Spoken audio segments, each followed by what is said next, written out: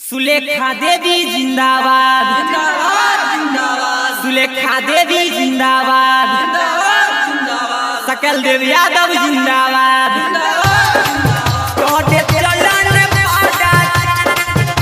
हमारा नेता कैसा हो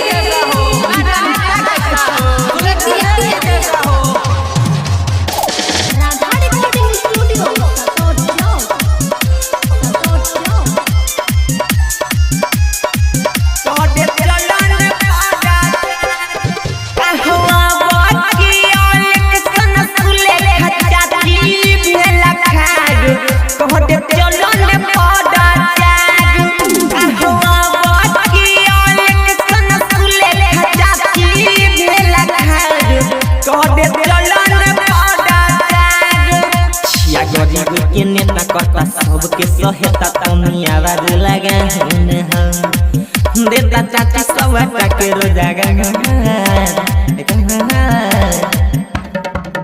आहो जीत जताते पार्टी चलत एको दिन याद जाए कहते चलो ने पड़ा जाग आहो बाकी इलेक्शन सुले चाची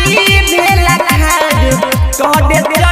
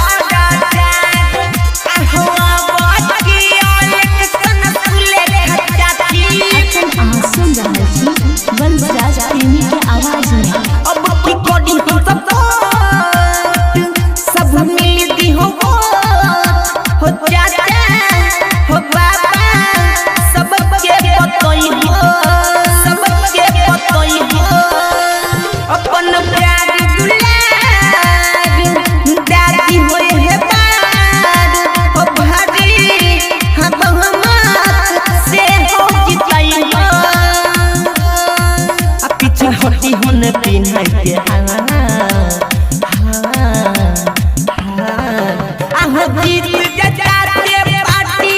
चलत एको दिन याद जाए कहते चलो ने पड़ा जाग आहो बाकी इलेक्शन सुले चाची भेला खाद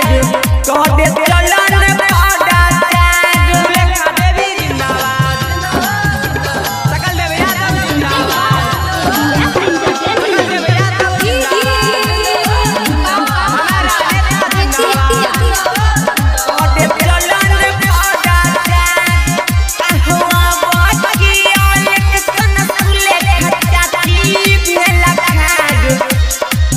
जोड़ी क्यों है छिया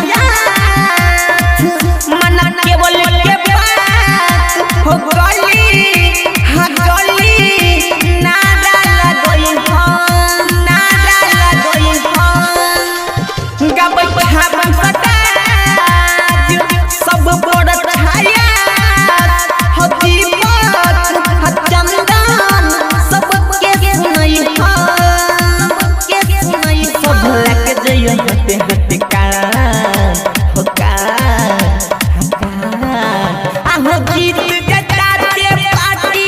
चलत एको दिन याद जाए कहते चलो ने पड़ा जाग आहो बाकी इलेक्शन सुले चाची भेला खाद कहते चलो ने पड़ा जाग सुलेखा देवी जिंदाबाद जिंदाबाद जिंदाबाद सतर पंचायत के मतदाता जिंदाबाद सकल देव यादव जिंदाबाद हमारा नेता कैसा हो सुलेखा देवी जैसा हो हमारा नेता कैसा हो सुलेखा देवी जैसा हो मिक्स बाय BRP राज।